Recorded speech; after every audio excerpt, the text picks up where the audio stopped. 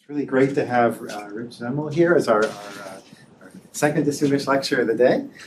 Rich is the Shrianth Dakalias Professor of Engineering and Applied Science at Columbia University. And before that, he was a longtime faculty member at the University of Toronto. He's director of the NSF AI Institute for Artificial and Natural Intelligence and was co-founder and inaugural research director of the Vector Institute. Rich is well known for his work on machine learning, computer vision, NLP, including neural image caption generation with visual attention, his work on few-shot learning. Maybe one of the very first papers on autoencoders back in the early 1990s, or the first, I don't know. Is that your thesis? Your thesis? Yeah. And also pioneering work with Tony on fairness, and also developer of the Toronto paper matching system. Hated by many. And today he's going to talk about improving the control and evaluation of large models. So. All right, thanks a lot, Avram. It's a pleasure to be here. Let's see if this works.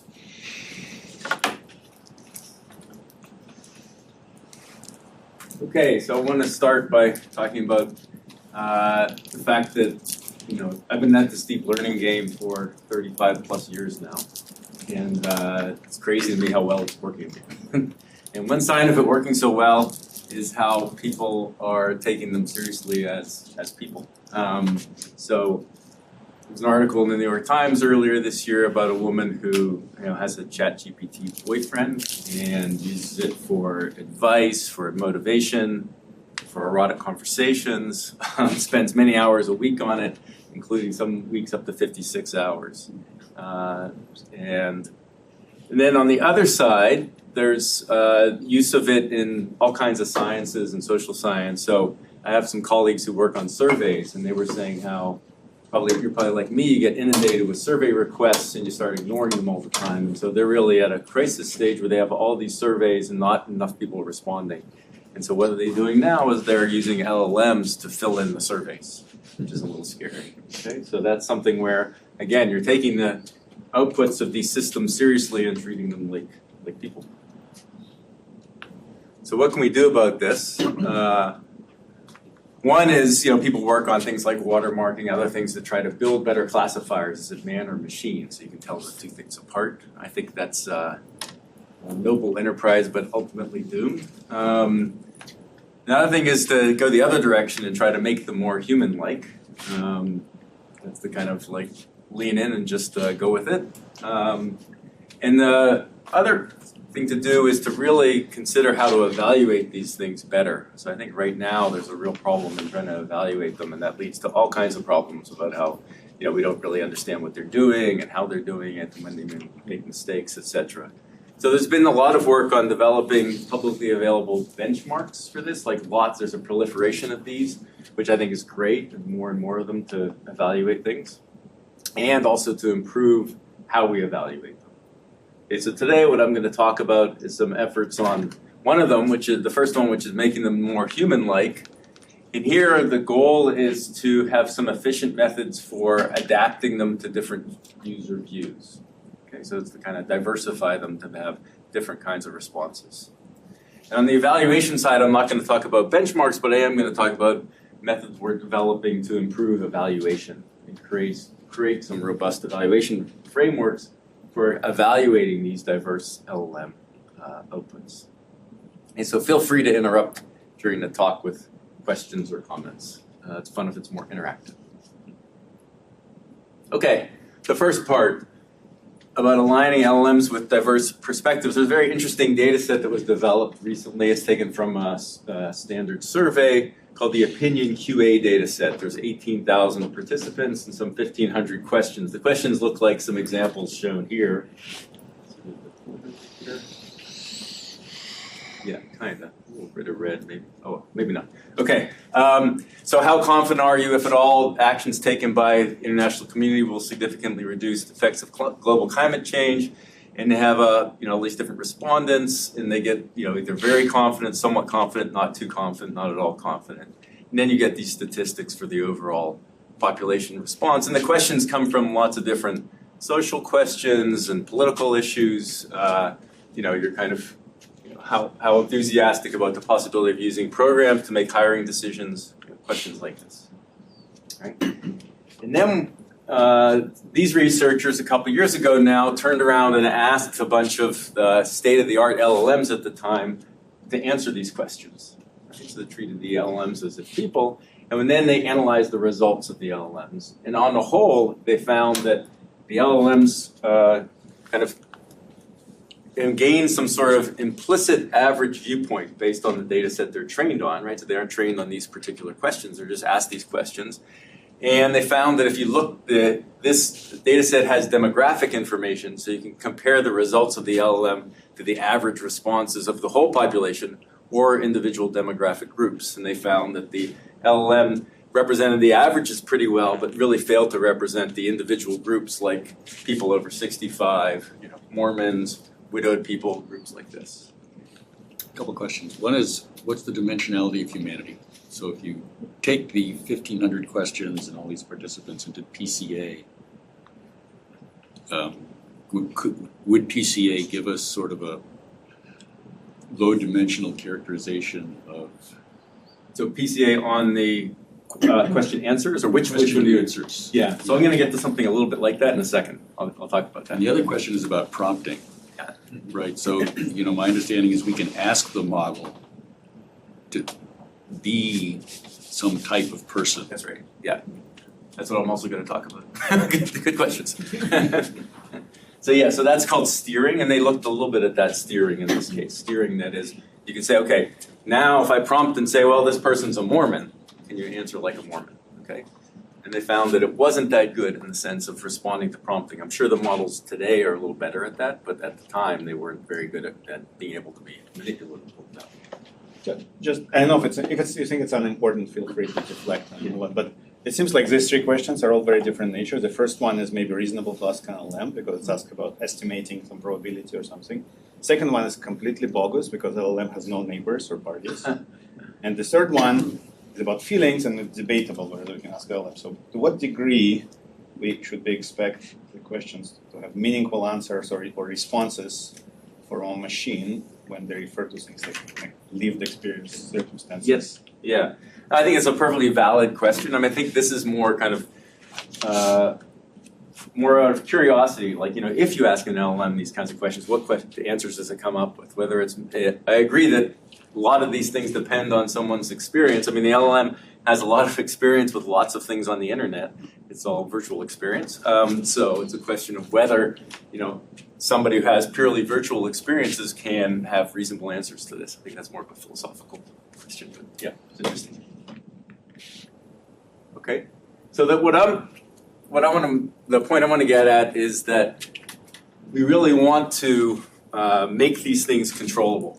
Right? And that, in some sense, like this question of steering, right? So the idea is that if you can steer the LLM to have specific kinds of responses, then you can collect a whole bunch of these and get a diverse set of responses and really try to reflect the diversity of the population.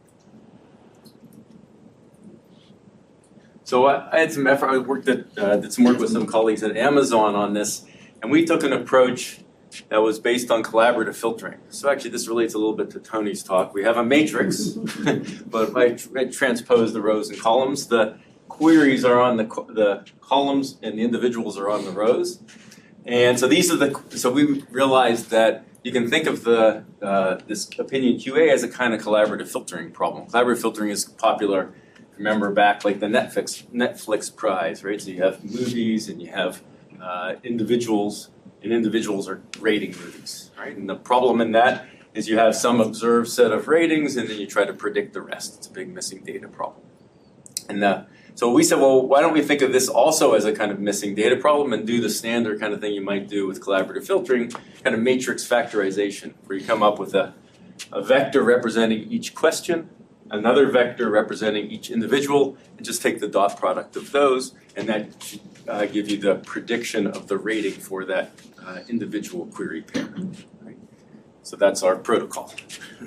And so then from this approach, we end up getting a vector for every individual in the data set. And then what we can do is use that vector as an input to an LLM. So that is a kind of vector describing an individual. And we can train the LLM now to take an input question as well as the user vector, take that into account and produce answers. It can produce free-form answers. But when we give it input questions, we can also force it to give multiple choice answers. And then make sure that those multiple choice answers reflect the answers that it gave here. Okay, so it's like a double collaborative filtering. First do this collaborative filtering here to get the representation of individuals, and then we use that to prompt the LLM and produce answers that reflect that individual, to kind of validate that those are good vectors to represent the individuals. You fine-tune the model?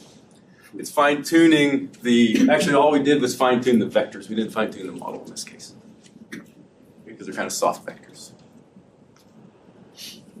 Okay, so that was one approach. When we did some clustering and did some interesting things about how people clustered, you can kind of analyze clusters of individuals and their opinions and form clusters and try to relate that to some of the demographics. And we found that this did much better in terms of steering, the ability to steer towards different individuals by having this collaborative filtering approach. So in this case, what we're doing is personalizing LLMs based on survey answers. It's a small population, right? There's only 18,000 people. And so the question is how to expand this. How could we represent many more people, many types of things? We don't have survey responses for that many people. So there's another approach that people have taken, which is to do very extensive interviews. So there's an interesting paper at the end of last year where what they did was they did 2-hour interviews with individuals with all kinds of questions and answers. And that will give you much more information about an individual and allow you to produce a LLM that can really kind of imitate that person, mimic that person's responses. But it's not common to have these kinds of the individual survey responses like in opinion QA, and it's very rare to have an opportunity to do an extensive interview. The question is how to scale this up, how to kind of make it much larger. There are some public data sets that are coming out on this in this way. It's one called PRISM, but it's still quite limited. So I'll tell you about some recent work we've been doing, which is trying to diversify a population through a more interactive approach. We call it adaptive elicitation. The idea here is that the LLM is interacting with the user, and the goal is to just ask a few questions to develop a model of the individual. So if you do just a couple questions, you can efficiently represent the opinions of an individual, then you can rapidly steer the LLM towards that individual. In doing this many times over, you can get a very diverse population. So how do we do this? The basic approach is we have a probabilistic model that we're going to refine that model in a kind of online fashion by interacting with an individual user. And our focus is on uncertainty quantification. We're thinking about trying to model the future answers of that individual as uncertain. What's the probability of distribution over those? And we're trying to get that distribution to reduce the uncertainty of that in that distribution. The typical approach in this, even in the matrix factorization with collaborative filtering, was relevant for this, was that you typically there have some distribution over some latent state, right? The latent state, like the user views, let's say, the user's opinions or preferences. And that's the standard kind of Bayesian approach, is you have some latent state, you have a distribution over that. But that's problematic to work in, because what are the dimensions of that latent state? What's the right form for that distribution? Typically you have to make a bunch of simplifying assumptions. So we're going to sidestep that whole approach of having a distribution over latent state. And so this is recent work with a couple students and a colleague at Columbia, Hong Nam Kun. A paper we just got into ICML. Okay, so here's the setup. We have a student, and our algorithm has some, we're trying to quantify the uncertainty and the latent skills of this student, and we're going to select the next question to ask the student, update the model, and keep going. So that's the approach. So we're going to have this first step where we're going to meta-learn a kind of language model from historical question-answer data. We're going to assume we have access to a bunch of question-answer pairs for a range of students. And then we're going to have quantifying uncertainty about future observations, future answers via some simulation, and adapt the questions real time to reduce the uncertainty. So that's our algorithm. I'll tell you a little bit about each step in detail.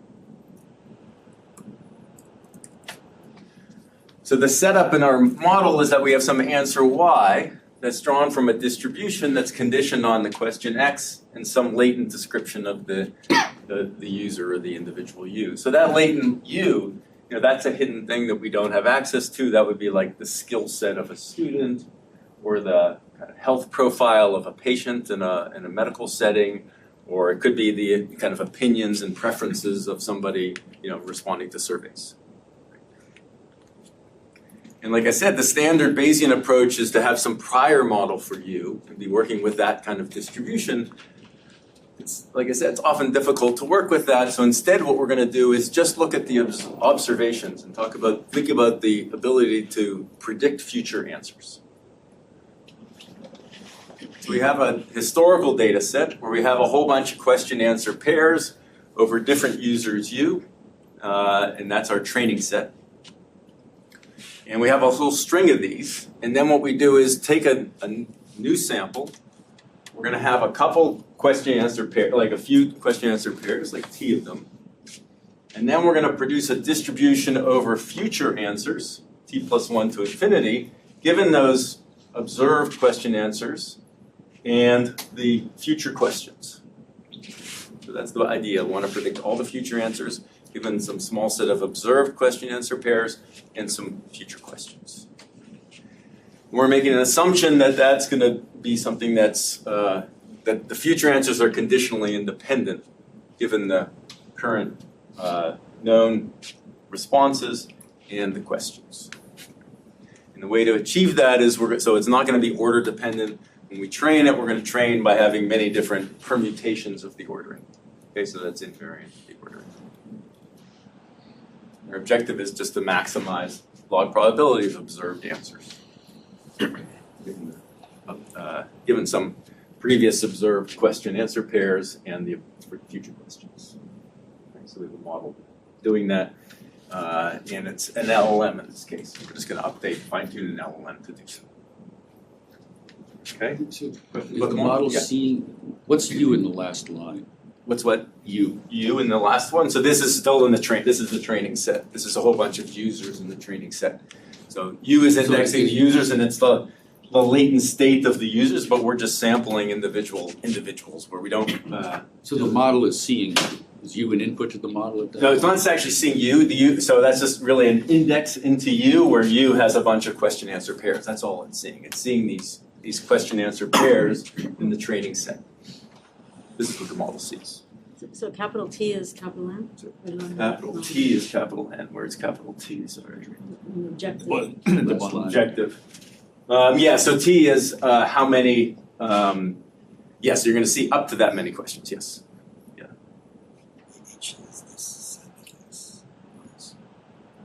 Give people a chance to look at this a little more. If questions. Up to T or up to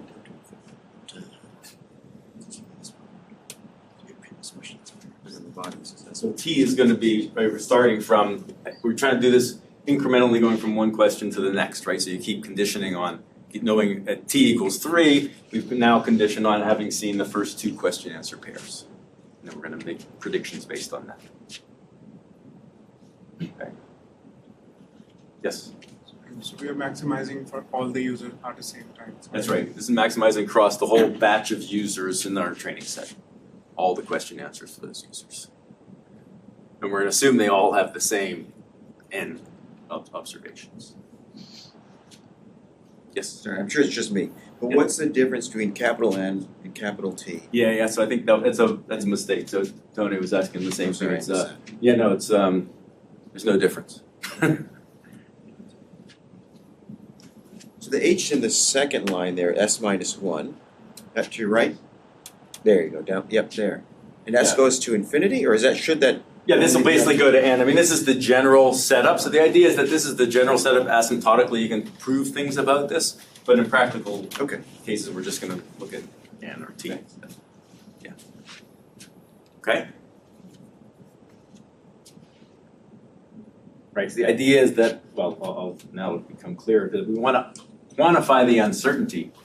And the uncertainty is all over all the future answers. Right? So that's where we start getting into some proofs of this. And it's the probability of the answers given what we've seen so far. And that's the epistemic uncertainty. That's kind of how much uncertainty we can reduce by observing more questions and answers for that individual. So to do that, to reduce the uncertainty, we can draw samples of simulated futures.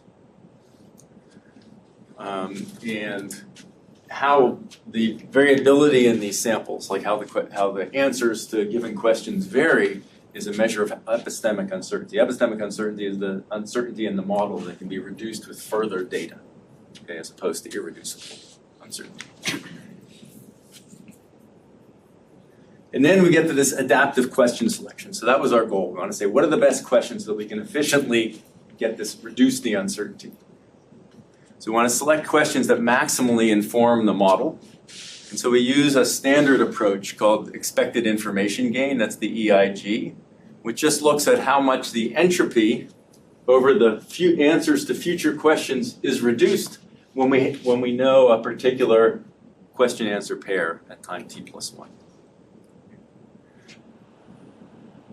So that's a standard approach. And then the problem here is that Z is the set of answers to future questions. And that's a combinatorial object, right? It's impossible to deal with when you talk about many, many future questions, answer pairs. So to reduce that, the typical thing, you could do something greedy where you just take one step at a time and approximate this by asking us the single most informative question. That's a standard thing. We've also looked at something that's a little bit more sequential, like Monte Carlo tree search, to try to do some steps of look ahead to consider a sequence of questions and answers that are optimal to reduce the information.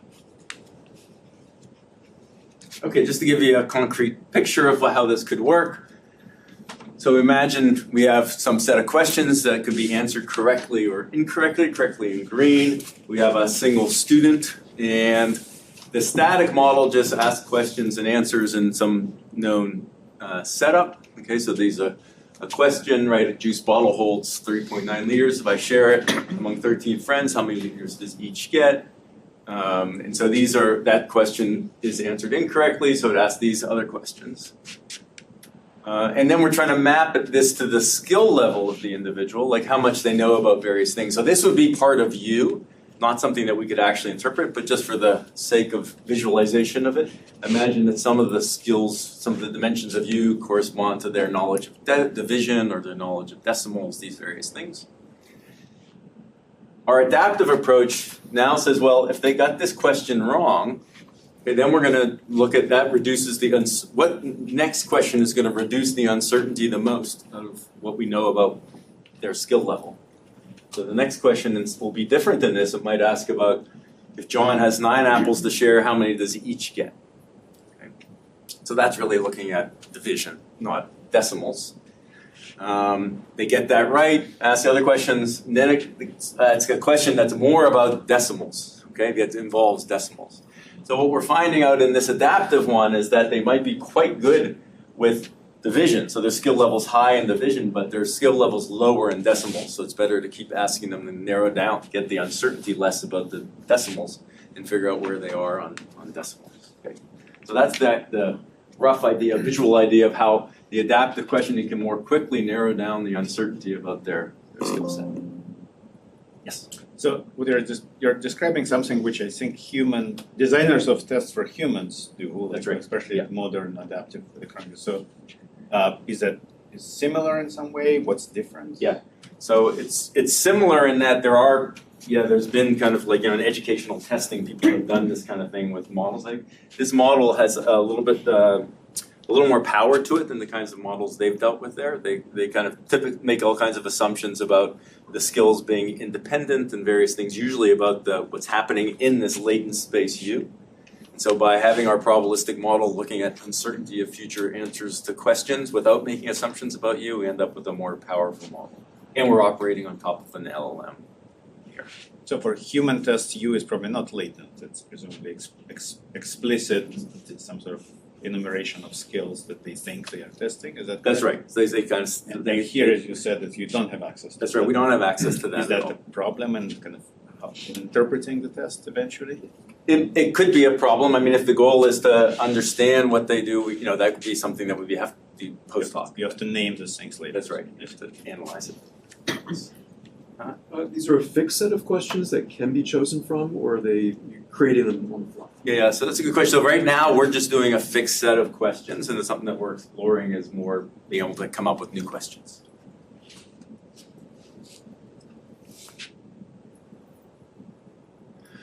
So a quick snapshot of results. I won't spend a lot of time on this. We've looked at, this is a math data set, so it's kind of like question answering in the math space, kind of like the ones I just gave you.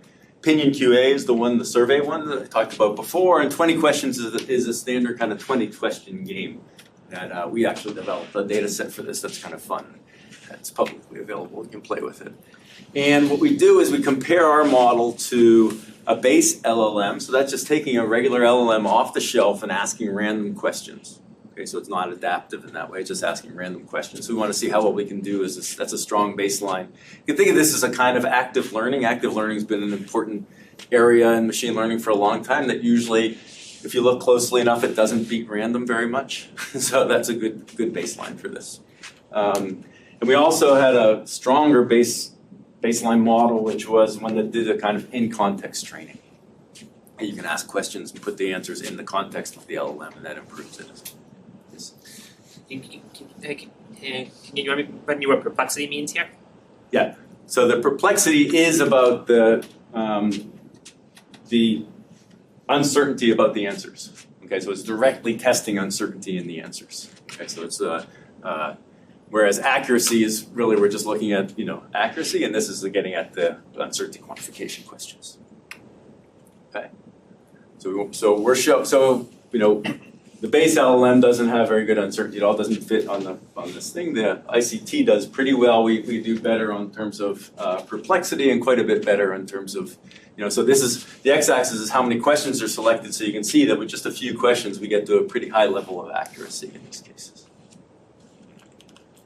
Done a bunch of experiments, and maybe the most interesting experiment is this one that says, okay, so predicting typical answers is very easy. Yes? Sorry, on the previous slide, Yep. do we know the perplexity of the base model? Yeah, so the perplexity of the base model is really pretty bad. That's not on this plot. We didn't have to put it on there because it's it's not very good at all. Very high complexity. And maybe I'm just not reading it correctly, but Okay. I'm having trouble interpreting the perplexity. Is it like Yeah. perplexity normalized by something? Right, so you can think of it as it's the uncertainty in the answer, right? So it's like how much variance is there in the answer. But is it different from the usual perplexity?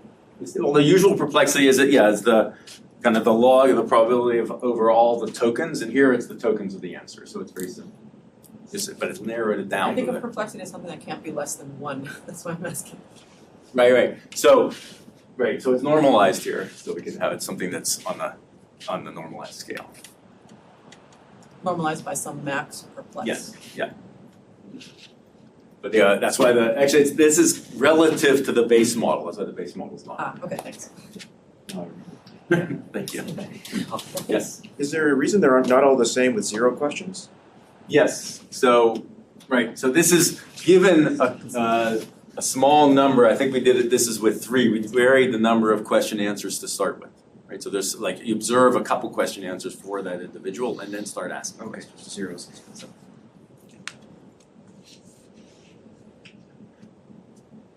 Okay, so there's an interesting question, which is, if we think about all of the questions, and this is a comparison between our greedy information gain versus Monte Carlo tree search, and we want to look at the percent gain versus random, right? That's our baseline, and you can see that you don't get much of a gain on average questions. And that's because random does pretty well on typical questions, right? That is typical responses to questions. It's when you have things that are atypical, responses that are atypical, that's what I'm calling a rare trait, that's when you really get a separation here. And because the system with very few questions can latch on to something that distinguishes this individual from other individuals.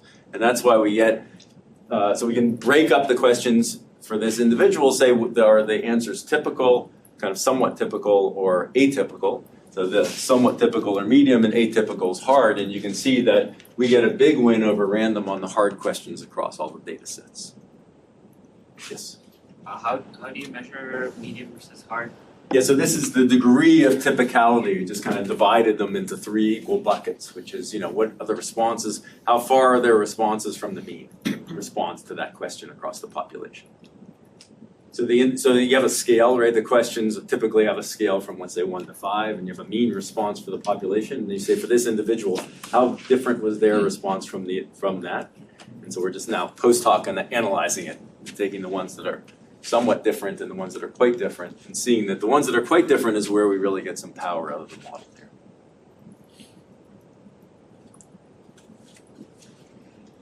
Okay. So, like was asked, one thing we want to do now is look at the ability to formulate new questions. So that's something we're doing. We're trying to analyze the user representations. This is a little bit more like trying to understand the underlying skills and interpret things. We did that in the original model, the collaborative filtering style model I talked about with the clusters, and try to relate those clusters to demographics. We can do the same thing in this kind of thing, which is try to analyze what's the representations in the model of the different users. And this gives us a step towards what is known as controllable pluralism. So you can, by tailoring the answers, having a small set of answers that reflect different individuals, you can get quite a big population, a diverse population. And the question is, what is really a representative population of user models? So that's the bigger question of what is the right set of things to steer towards. Okay. So I'm going to go to the second part of the talk, which is about improving evaluation. So there's a lot of challenges in evaluating the models these days. One of them is they have these free-form, open-ended responses. And the other one is, what's the criteria? Like, what do we want? It's very easy to evaluate something when you have a correct answer and incorrect answers. Here we have kind of free-form and kind of open-ended things. What do you really want? It depends a lot on the domain, on the task. And often what people do is reduce it to some metric, like, what's the quality of what's said, and then take a model's evaluated by saying what's the average quality that it does across a whole bunch of questions and answers. But I would argue that it's really important to understand more than just average response. You want to understand things like the variability, what are the extreme values, and other trends in the kinds of responses that the model gives. So toward that, we're going to talk about how to evaluate distributions across multiple metrics. And for that, you need a lot of data to be able to do this, because now we're talking about the whole distribution, not just an average. So how are we going to get that data? You can hire tons of human annotators, or you can turn to models to give you predictions. So this is, again, a kind of anthropomorphizing, or kind of using the model to produce data for you.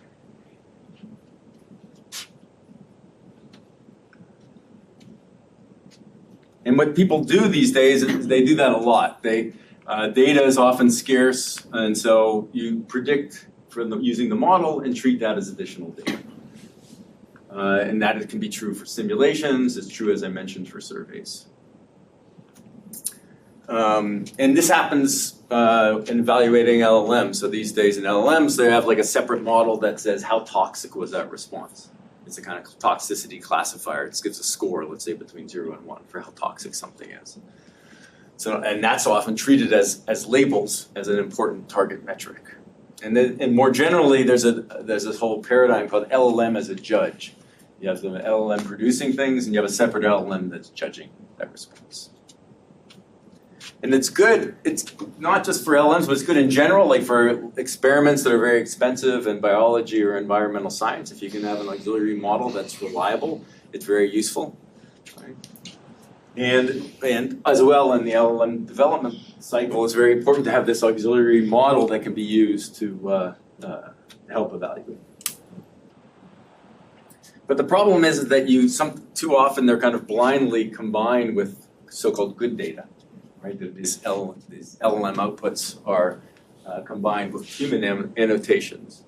So how to intelligently combine them is a challenge. And the focus in the work I'm going to talk about that we're interested is understanding the tails of the distribution, or understanding different quantities of the distribution of responses beyond just the average response. So for example, you have policymakers who might be interested in the upper or lower 10% of income distributions. You're looking at wealth inequality. Or if you have LLM safety experts, it's not just about how, on average, how toxic are the responses or how unsafe are the responses, but in the worst case, how bad does it get, right? So you want to look at segments questions that go beyond just an average. So we have this framework that we call QUEST that loosely stands for quantile-based estimates.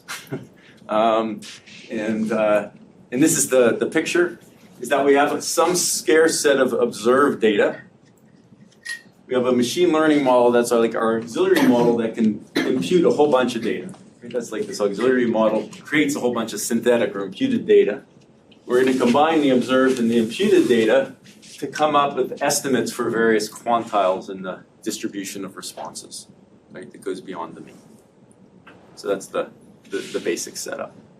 So this is a paper with a bunch of colleagues and also nice paper coming up.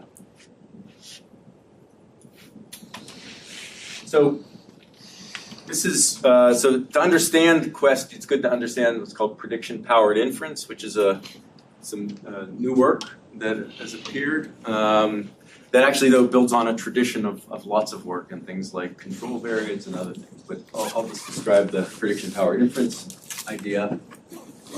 So you have some real observations, and then you have a bunch of imputations. So let's say you want to do things like estimate the mean of a random variable. That's the simplest example. So we have some variable y that's, we want to estimate the mean of y. We have some set of little n samples of that, and you just take the average of those n samples. Okay? Now, if you don't have much data, the variance in this estimate is going to be high. Some estimation error, there'll be some variance. Okay? So what we do is we have access to some auxiliary model that, given some input x, g of x is this model that produces some y tilde. That's an estimate for y given by this model. So we have now access to this original small set of little n observations. We have this imputation model that's trying to approximate y, the true y. And we have a bunch of additional data that we have access to. Okay, we have a whole bunch of other x's. And for these other x's, we don't have they go beyond these little n data, but we don't know what the real y's are. We can give them to our auxiliary model g and get some y tilde, an estimate for y for those. Okay, so we have little n real data, and then we have this auxiliary model that can operate on a whole bunch of other data. So even if this model's pretty good, this auxiliary model's pretty good, we can then introduce some bias into the problem. So we have a mean for the y tildes, right? And this is like we have some unlabeled data indexed by the U here. We have capital N of them. We have a lot. Imagine capital N's a lot bigger than little. We have lots of imputed data, imputed estimates. And we have only a small number of true ones. And it could be that the mean estimate from the imputed data is different than the mean estimate from the real data. So let's introduce some bias into the problem. So that means it's risky to just combine the two. Maybe our auxiliary data is not very good, so any kind of mean estimate that we get out of it is going to be faulty. So the trick in the prediction-powered inference is first to assume that they come from the same marginal distribution. That is, if we take the unlabeled data and we apply our auxiliary model G to that unlabeled data and look at the mean of that over the capital N unlabeled examples. And we actually can apply our auxiliary model to the little n observed data. And we get a mean based on that using our imputation model. So those two means are approximately the same. So then what we can do is take our original mean estimate, which was this, and add and subtract the estimate based on the mean based on the imputed unlabeled data and the mean based on the imputed labeled data. Okay, so we added this and subtracted this weighted by a lambda, but you can see that those will cancel out, assuming that they're the same, that the marginal's the same, so those will cancel out. So you get an unbiased estimate with lower variance from this. That's the main trick in prediction power inference. By doing the simple adding and subtracting using the imputed data, that you can get a lower variance estimate. It can improve your estimation and give you a tighter confidence interval. So this applies to a range of things that are all expressible as a kind of minimizer of some empirical loss function. But it won't work for the kinds of things we're interested in, right? This is good for like mean estimation, but it won't work for finding like quantiles of a distribution, like what's the tails of a distribution, like what's the worst off 10%, or what's happening in the top 20%, things like that. You couldn't do that with this prediction power inference. So we introduced what we call quantile-based distribution measures. Can I ask you a question? So how Yes. do you decide on lambda? So lambda is, they call it power tuning lambda. So power tuning lambda means you find a lambda that's the best for a particular problem, and that turns out to be related to how good your auxiliary model is. If your auxiliary model is a good model of the data, right, then you're going to trust this a lot. So lambda is going to be high. Lambda is between 0 and 1. So if lambda is good, then you're going to trust it. And if the model is good, you're going to trust it. So lambda will be close to 1. Right? If lambda's not, if the model's not good, if lambda's 0, then you kind of default back to your original observed data. And you can do that, you can power tune it just based on a small amount of observed data. Like you already have little n examples where you know the right answer. You can use your imputed model and see how well your imputed model's y tildes match the y's for the real data. And based on that quality, you can set lambda to reflect how good that model is, and it'll give you the best value for this. Okay, so something you can work out from some observed data. Right, so it's just a simple parameter between 0 and 1, and you can empirically define that. It's like a hyperparameter. Okay. Okay. In our case, we want to look at. So we have some. Imagine this is like the conditional distribution function of some y, the output y's that we're interested in. And again, we aren't interested just in the mean of y. We want to target different quantiles, different aspects of y. So the way to express that mathematically is to take the inverse of the CDF and apply this weighting function psi to it, where psi is a weighting function that's going to integrate to 1, and it's always positive. So this is an example of a psi shown over here, where it's going to look at the reason why you take the you switch the axes. Now you can talk about for p-values, for example, that go from 0.8 to 1. Right?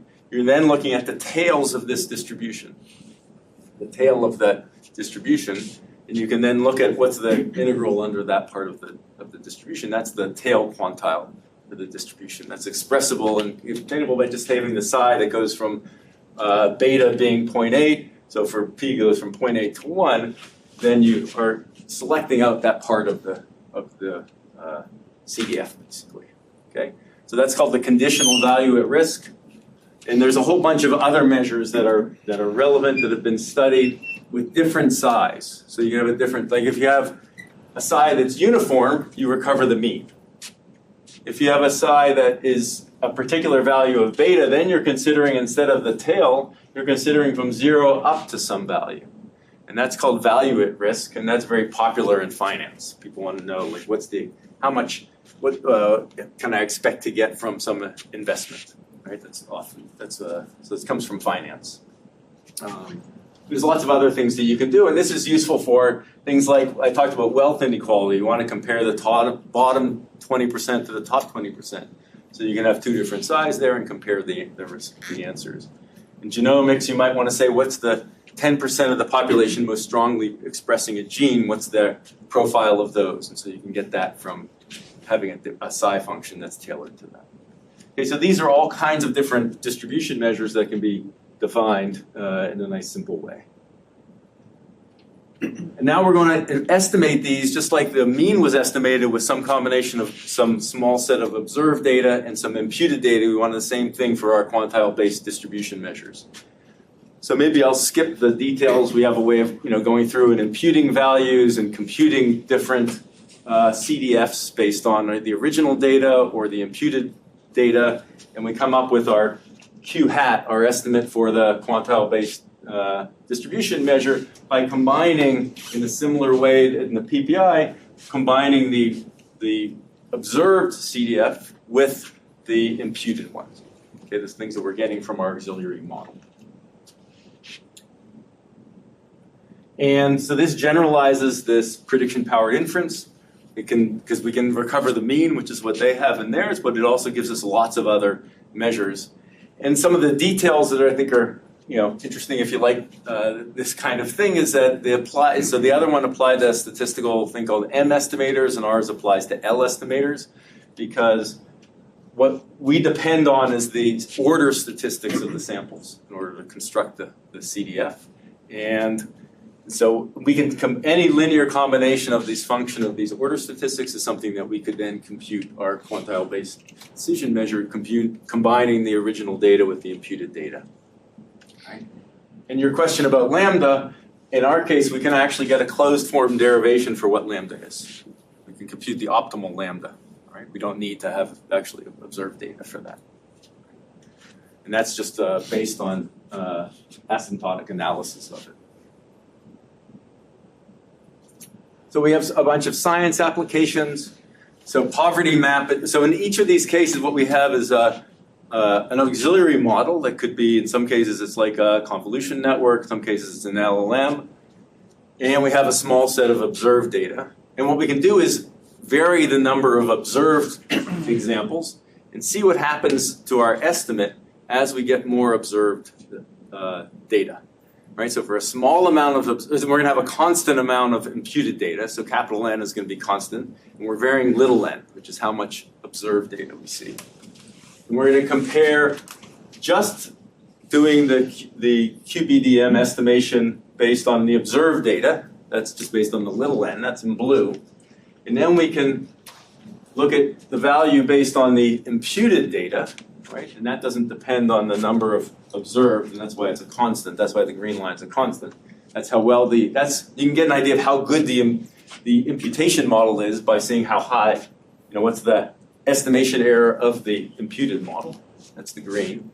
And then quest is the combination of the observed and the imputed. That's in red, and that's our approach. And here we're looking at the estimation error in the first row and the confidence interval width in the second row. And the idea, right, is you have a smaller confidence interval, you have a more tighter estimation. And these three different data sets, poverty map is looking at taking an satellite image of an area and estimating how much the poverty, the kind of wealth index there. And here we look at the kind of middle portion of the CDF. And you can see our estimation error in all of these things. This is another one on gene expression or the opinion QA data set I talked about before. So you can see that as you have a lot of data, the imputation is going to be, our model is going to be close, basically default to the original data. But when you have a small amount of observed data, in each case, we get an improvement by including the imputed data. Okay? And this works even in this case where our auxiliary model isn't very good. It has a pretty high error relative to the observed data, but we're still able to get some power out of it, some estimation power out of it. And we also then apply this to LLMs, so that was more, I think, of a scientific application. We can also apply it to LLMs where we have a weak model is our imputed model. So we have real data that comes from, let's say, a really expensive LLM. That's our kind of ground truth data. We only have a small amount of that because we want to save money. We have a cheap model that's producing a lot of auxiliary data. And now we want to combine those two to get good estimates. Okay? that make sense? So that's the idea. If you have like, and this is very common, that you have some expensive LLM, you want to reduce how much you're going to use that, and you have some cheaper one, some Llama 8B or something like that you can run and cheaply get your own data, and then can you combine the two to get good estimates? And this gives you a sense. So we did this for a bunch of different models and different problems. One of them is evaluating news summarization across different metrics. So often, like news aggregators want to come up with short descriptions of news pieces, and they want to be able to evaluate them and say they have a bunch of different models for doing this, which model's the best. And how do you say what's best? Well, some combination of quality and conciseness, various metrics that they have. Right? And so you can then use a really good model to give you evaluations of your summarizer. But that can be expensive, and so you want to combine that with a cheaper model that's going to give you evaluations. So and then we also did some work on red teaming. So red teaming is when you want to have an adversarial approach that's going to kind of push your chatbot to see how poorly it's going to do for difficult questions. For example, chatbot for toxicity will ask questions that are leading questions that should produce toxic responses. And now you want to see that it's a good way of kind of adversarial training. You want to train your model to not produce toxic responses for those leading questions. And so we were interested in saying, and then people who are interested in safety then really want to look at the tail of the distribution. What are the worst responses? How bad is it? How susceptible is it to red teaming in the worst case? And we can then look at different models and evaluate them on their red teaming ability in this way of combining original data, kind of good LLM data with cheap LLM data. And you can see that we do, this is for one particular model of several we evaluated. An interesting question is, as our auxiliary model has different match to the good data, if it's a poor match, how useful is it? So this is an example where it's highly correlated. Then it's, so actually this is anti-correlation, it's backward. But so a model that's not very good will give us a very good, this is one that is very well correlated. So we get a very high error ratio between the label data and Quest. All right? That means we've done a lot better by incorporating it. But all these other ones where there's less correlation between the auxiliary model and the good model is that there's not, even in that case, we get some win. So the error ratio is bigger than 1 and it varies. So this is just showing the sensitivity and somewhat the robustness with respect to the quality of the computed model. Okay. So to finish up part 2, so we're trying to extend this to a learning setting where we can now just not use the auxiliary data just to kind of get better inference, but also to get better learning. And this is a well-known problem that people have tried to do where you kind of use a model to impute a whole bunch of extra data, incorporate that in the learning, and sometimes the learning kind of just spirals and then goes into a black hole. It doesn't work very well. So that's an open question of how to do that. And what happens when another question that's interesting is what happens when our labeled data set is different than our observation set. So right now there's an assumption that it comes from the same distribution. And we're also trying to leverage these imputations to tighten the kind of bounds that we can get on performance. That's a whole nother thing that I'll talk about if you're interested later. Okay, so to wrap up, the idea is that we have this rapid adaptation model that allows a model to be steered to different kinds of people. And we've ways of evaluating these controllable and diverse LLMs that looks at qualities beyond the average and works for multiple metrics. And and so the idea is that by having some extra data around that comes from another model, that can improve this. And there's a bunch of open questions, like I said earlier. How much do you want a model to be steerable? When you are going to steer it, what do you want to steer it towards? Can we ask questions that would tie these two things together? Can we ask questions that are actually going to improve the valuation? And the last thing is that, can we actually steer users, not the models? Can we kind of use this kind of not just as a way of assessing, but also just improving things? Okay, that's it. Thanks.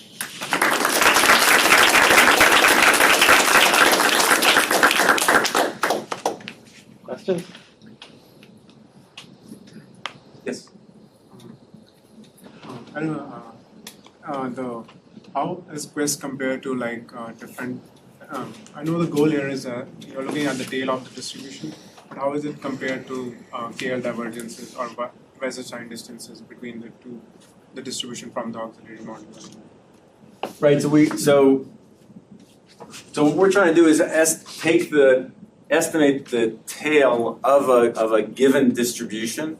It's not that we're trying to match a distribution. In some sense, so the KL divergence I think of as would be interesting to say we could have the original data distribution, that's the little n, and we can have our imputed data distribution and try to match those better, right? So far we've just looked at things like the correlation, so that's what this one was about.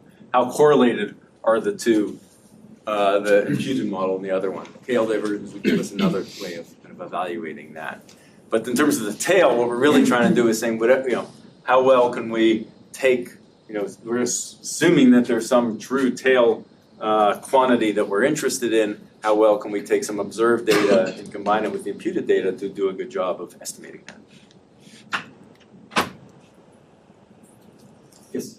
I'm trying to connect the dots in the adaptive elicitation work between the example you showed, which was questions about math and division and such, to how you motivated it, which is an LLM doesn't really represent Mormons well, for example. How do you get from the first, which seemed straightforward, to the latter? Yeah. So the adaptive elicitation works. The idea is it works on whatever that individual is. It's not necessarily demographic based, right? So you could say, take a population of Mormons and apply it, and the idea would be you could efficiently represent that population of Mormons with very few question-answer pairs. So like if I have a new demographic group where I have very little data from that demographic group, if you use our framework, the idea is that you can kind of quickly get a model of that group. Okay, so we would be able to adapt the model to represent Mormons well. So that's the basic setup. What we also have done though is like in the opinion QA is take a random sample of individuals, run for some number of steps, and then look at how well the model represents different demographic groups. Like, if I now have a demographic group like Mormons and I look at a few question-answer pairs from them, how well does it predict the remaining answers? You can see that it's much better at representing that than the other models we talked about. Okay, so I think now, like you said before, you'd have to come up with those questions yourself, though, right? So right now, for whatever demographic group. Well, no, the question. So right now, it's like a standard question bank, like the opinion QA. So that would be like imagine you have access to a very large question bank, and our system is going to pick up, the next question to ask. That would be the most efficient. We could also get at the other thing I was mentioning that you asked about, which would be ideally we'd use the LLM's ability to formulate new questions and not be limited by this large question bank. So that's another kind of future direction. That's a very philosophical, high-level question. Right? Some people have expressed concern, existential threat from AGI. When we start doing user modeling, it's easy to imagine, that an objective some company might take is maximizing engagement, maybe manipulating. You talked about someone who spends 50 hours a week in love with the chatbot. Yes. Right? I've been saying for many decades that actually the most significant impact of AI will be to cure loneliness. Have you thought about those issues? What's your view on existential threat and AI safety in this context of the ability to manipulate people? Yeah. I think, like with most of these things, there's pluses and minuses, right, in the sense that being able to tailor it this way, like you said, it can help people with loneliness. It could help in the educational setting by, building personalized tutors that are very efficient. It can do lots of positives. I agree that there are lots of negatives, potentially. So someone could take this ability to rapidly personalize something and make it, impersonate just about anybody and give answers so that you can't tell the difference between the person and the chatbot. And I think we're all pretty much, getting close to that point already. And so that's a risk, and that's what I was saying that the watermarking and that type of thing where you try to tell these are apart, but I think that that's kind of hopeless. I always ask myself this question: if this research opens up abilities for our AI systems, but are these abilities that we want to have? Right? And so just on a personal level, it's like, I've actually turned down some projects that I thought were interesting challenge is an interesting thing that they come up with, and saying, if I do this, there's going to be a whole population of people that would just lose their jobs immediately. I don't feel right doing that, right? So I think that's one question, but it's very difficult because it doesn't mean that somebody else isn't going to turn around and do that. And the accidentals threat, I think, is, I think a little less about accidental threat. Like, we've worked on fairness for many years now, and I think that our kind of immediate concerns are huge. We don't even have to worry about extrapolating to accidental threat. There's other kind of misuses of the system that we could try to deal with and handle correctly. So that's my own focus, but yeah.